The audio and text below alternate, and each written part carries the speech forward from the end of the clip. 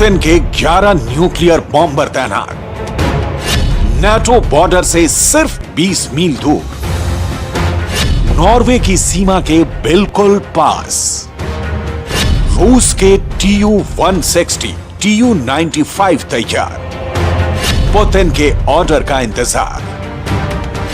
Nuclear button दबने वाला है।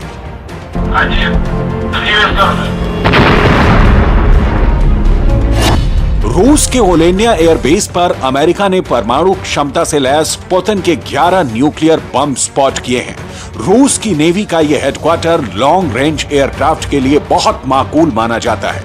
सवाल है, फिर क्या पुतिन का परमाणु टारगेट सिर्फ यूक्रेन नहीं, नॉर्वे, स्वीडन, फिनलैंड और अमेरिका भी है?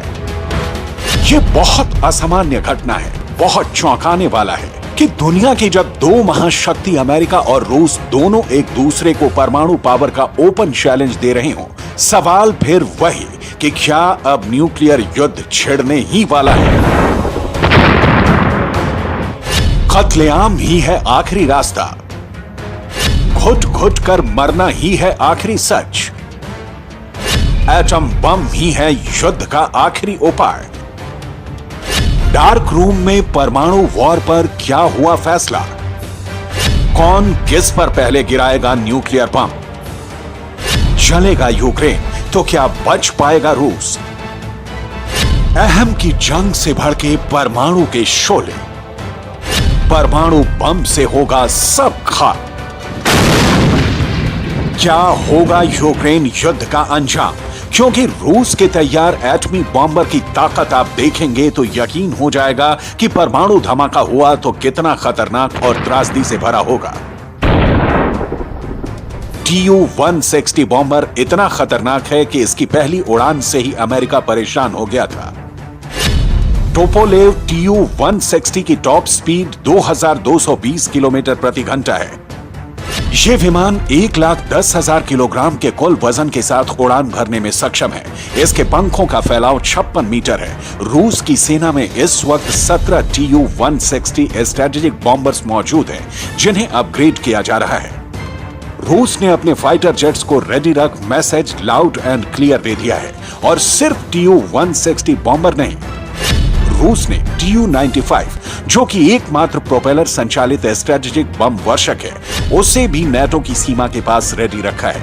इसी परमाणु बॉम्बर पर सोवियत जमाने में सबसे शक्तिशाली परमाणु बम लादकर टेस्ट किया गया था। आज 70 साल बाद भी रूस इस TU-95 की क्षमता पर पूरा भरोसा रखता है।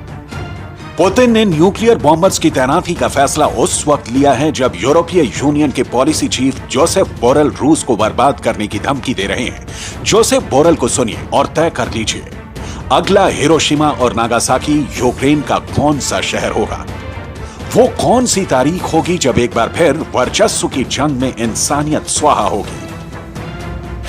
जोसेफ बोरेल ने पुतिन को खुली धमकी दी है कि यूक्रेन वॉर में अगर रूस ने परमाणु बम का इस्तेमाल किया तो रूस की सेना को नेस्तनाबूद कर दिया जाएगा। पुतिन कह रहे हैं कि वो ब्लफ नहीं कर रहे, वो ब्लफ बर्दाश्त भी नहीं कर सकेंगे।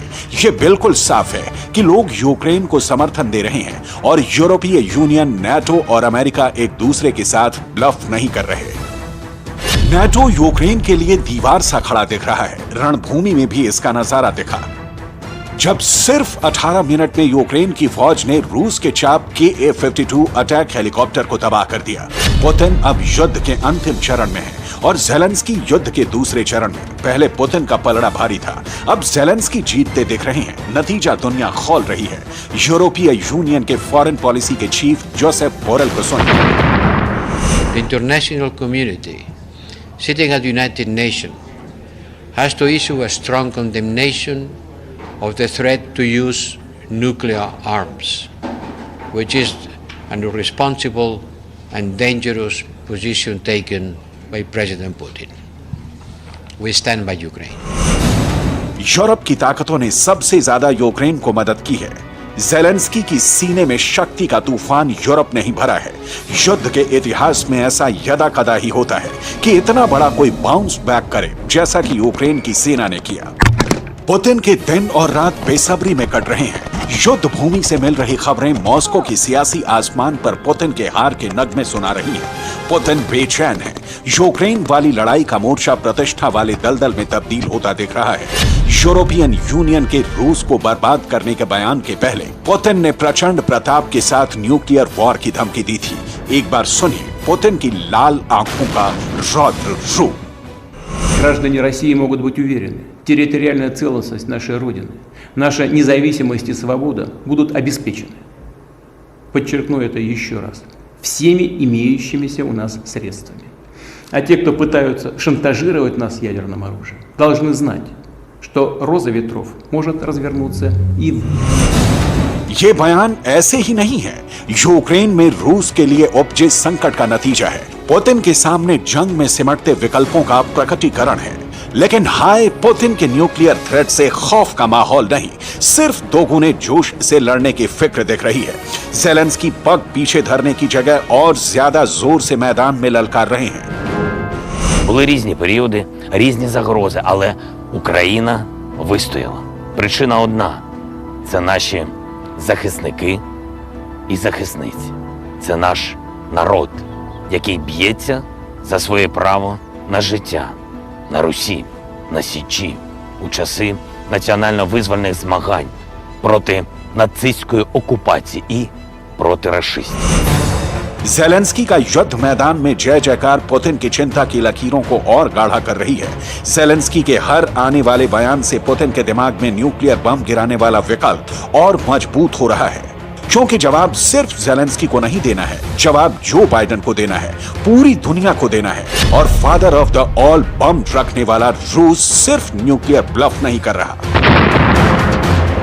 रूस के विपरीत यूक्रेन युद्ध का फैसला आते देखा तो दूसरा नागासाकी और हिरोशिमा तय मानिए।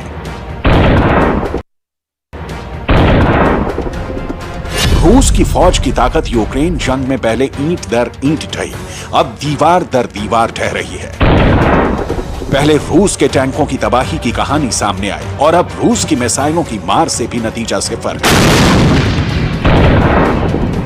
यूक्रेन के जोशीले जवानों की हिम्मत ने रूस की सेना के सामर्थ्यवान जनरलों की बोलती बंद कर दी है। यूरोप और अमेरिका से आए हथियारों ने रूस की फौज को पानी पिला दिया है। इसलिए बार बार सवाल उठता है कि क्या इस बेहद नाजुक वक्त में पुतिन संपूर्ण मानवता का संहार कर देने वाले परमाणु बम को गिराने का फैसला लेंगे? क्योंकि ब्रिटेन में नेटो ने रूस की ओर मुंह उठाए 60 एयरक्राफ्ट तैनात कर दिए हैं ताकि पुतिन के एटम बम गिराने की सूरत में तत्काल रूस को रौंद दिया जाए। अमेरिका के B-52 बॉम्बर अटलांटिक को घेर कर खड़े किए गए हैं। F-15 ईगल ब्रिटेन से उड़ान भरने के लिए तैयार खड़े हैं। Netherlands, Poland, Estonia, Lithuania, Latvia, मतलब लड़ाई उस दौर में है जहां बम फटेगा तो सिर्फ जमीन नहीं दहलेगी, उसके रेडिएशन से नस्लें तबाह होंगी। 21वीं सदी की दुनिया परमाणु बम की रेस में मटिया मेट होगी। न्यूक्लियर ब्लफ का खेल ऐसा है कि इसे सिर्फ जिस पर गिराया जाता है वही नहीं जलता, चलाने वाले के हाथ भी जलते। लेकिन ये समझे कौन? रूस के राष्ट्रपति व्लादिमीर पुतिन, अमेरिका के राष्ट्रपति जो बाइडेन, यूक्रेन के राष्ट्रपति वोलोदिमीर ज़ेलेंस्की। यूक्रेन युद्ध के 8 महीनों बाद हथियार पहले किसने चलाया, ये सवाल बेमानी हो चुका है। लिहाजा फैसला पहले किसका आता है, इस पर नजर है। लेकिन नेटो को भी एक बात याद रखनी चाहिए कि जिस एकता के दम पर वो दुनिया की सबसे बड़ी एटमी शक्ति रूस को धमकी दे रहा है, उसके संगठन में एकता है भी या नहीं, पहले चेक कर ले। क्योंकि फ्रांस यूएन का परमानेंट सदस्य है और उसके पास अमेरिका ब्रिटेन की तरफ वीटो की भी ताकत है। फ्रांस के राष्ट्रपति का बयान सुनिए। फ्रांस टैक्टिकल न्यूक्लियर स्ट्राइक से रूस को जवाब नहीं देगा, जैसा कि हमारा परमाणु हथियारों को लेकर सिद्धांत रहा है। एक पंक्ति का फ्रांस के राष्ट्रपति का यह बयान बहुत कुछ कहता है। ब्रिटेन की पुतिन को रोकने की उकताहट, जो बाइडेन की पुतिन को सबक सिखाने की बेसब्री और ज़ेलेंस्की को मिल रहे यूरोप से हथियारों की सीमा। ऐसे में परमाणु बम गिराने वाली गेंद पुतिन के पाले में दिखती है, क्योंकि यूक्रेन युद्ध में अंतिम फैसला कर घर वापसी उन्हीं को करनी है। और इसके लिए परमाणु हथियार के अलावा भी दूसरे विकल्पों पर विचार किया जाना चाहिए, क्योंकि ये युद्ध का काल नहीं, शांति की वेला है।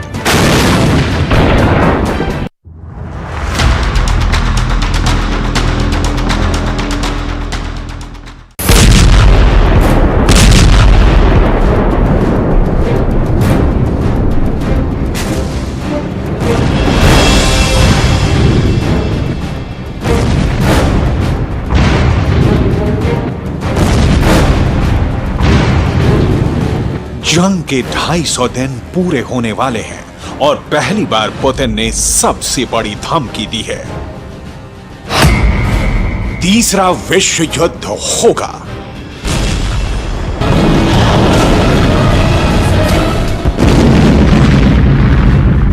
पुतिन जो कहते हैं वो करके दिखाते हैं और अपने ही अंदाज में पुतिन ने यूक्रेन और अमेरिका को धमकी दे दी है कि अगर यूक्रेन नेटो में शामिल हुआ तो तीसरा विश्व युद्ध शुरू होगा। आखिर पुतिन ने ऐसा क्यों कहा? यूक्रेन के नेटो में शामिल होते ही यूक्रेन की रणभूमि में ऐसा क्या होगा जो तीसरा विश्व युद्ध छिड़ जाएगा? क्या रूस नेटो का हमला झेल पाएगा? क्या नेटो के सुपर वेपन्स का सामना करने लायक ताकत पुतिन के पास है? इन सब सवालों का जवाब आपको देंगे, लेकिन पहले देखिए ये तस्वीर। 30 सितंबर 2021 यही वो तारीख है जब ज़ेलेंस्की ने नेटो में शामिल होने के लिए त्वरित आवेदन पर दस्तखत किए थे और साथ ही यह ऐलान किया था कि नेटो और यूक्रेन मिलकर रूस को हराएंगे।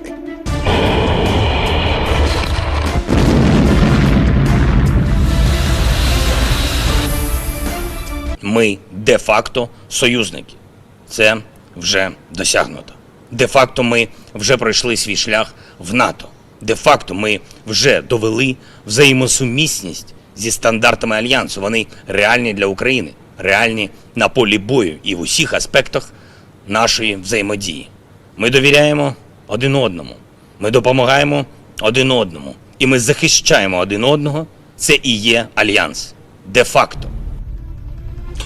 इस ऐलान के बाद ही रूस के राष्ट्रपति भवन क्रेमलिन के अंदर पुतिन ने अपनी टीम के साथ एक मीटिंग की और ज़ेलेंस्की के इस फैसले की समीक्षा की गई। नेटो में कुल 30 देश हैं। अगर ज़ेलेंस्की नेटो में शामिल हो जाते हैं तो पुतिन को अकेले 30 देशों से मुकाबला करना होगा। नेटो के अपने नियम हैं, जिसके मुताबिक नेटो के इन सभी 30 देशों को अपने सैनिकों और हथियारों की एक निश्चित संख्या युद्ध के लिए तैयार रखनी होती है। इस तरह अगर देखा जाए तो रूस के पास कुल 30 लाख सैनिक हैं, जबकि नेटो के लिए कुल 35 लाख सैनिक रिजर्व रखे गए हैं। लेकिन क्या नेटो के सभी देश पुतिन के खिलाफ खड़े हो पाएंगे? इसकी आशंका बहुत कम है, क्योंकि पुतिन ने अभी से नेटो के गठबंधन को तोड़ने का संकल्प कर लिया है और इसी संकल्प के तहत पुतिन ने तुर्की के राष्ट्रपति एर्दोगन के सामने एक प्रस्ताव रखा है। पुतिन ने एर्दोगन के सामने प्रस्ताव दिया है कि रूस तुर्की को सप्लाई का हब बनाना चाहता है। पुतिन नेटो के अंदर सेंध लगाकर नेटो को खोखला करने की प्लानिंग में लगे हुए हैं। इस वक्त यूक्रेन के अंदर चल रहे युद्ध में अमेरिका और नेटो के देश यूक्रेन को मदद तो कर रहे हैं, लेकिन ये मदद सिर्फ एक मित्र राष्ट्र के रूप में है। लेकिन अगर ज़ेलेंस्की नेटो में शामिल हो जाते हैं तो नेटो के 30 देशों को युद्ध में शामिल होना पड़ेगा।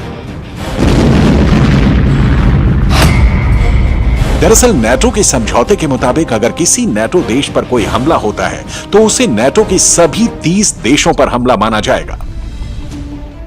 ऐसे में अगर ज़ेलेंस्की नेटो में शामिल हुए तो नेटो के सभी 30 देशों के सैनिक यूक्रेन में जंग लड़ने के लिए आ सकते हैं। नेटो के सभी देश मिलकर यूक्रेन की एयर डिफेंस का काम कर सकते हैं। ऐसे में रूस की किसी भी मिसाइल का यूक्रेन की जमीन को छू पाना बहुत मुश्किल हो जाएगा। सबसे बड़ी बात यह है कि रूस के पड़ोसी देश ही रूस के खिलाफ जंग छेड़ देंगे। रूस का 6% बॉर्डर नेटो देशों से छूता है। रूस की सीमाएं 14 देशों से मिलती हैं। इनमें से 5 देश नेटो के सदस्य हैं: फिनलैंड, एस्टोनिया, लातविया, लिथुआनिया और पोलैंड। अगर ज़ेलेंस्की को नेटो की मेंबरशिप मिल गई तो ये रूस के सारे पड़ोसी देश रूस के खिलाफ जंग करने के लिए बाध्य हो जाएंगे और ऐसे में पुतिन की मुश्किलें बहुत बढ़ जाएंगी, क्योंकि उनकी फौज को नेटो के कई खतरनाक हथियारों से जूझना होगा।